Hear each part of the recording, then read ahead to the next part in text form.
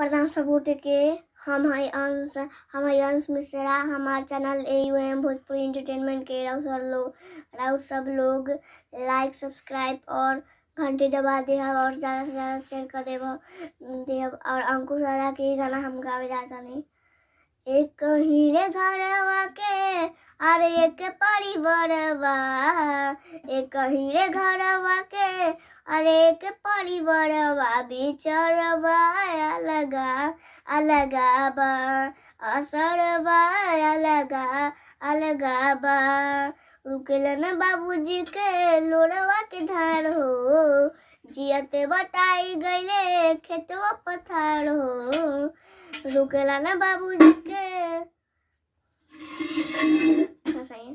रुकेला न बाबूजी के लोरवा के धार हो, जियते बताई गईले खेतवा पथार हो। सबका के पोसी देला एक ही चरवा, बिचरवा अलगा अलगा बा। नमस्ते।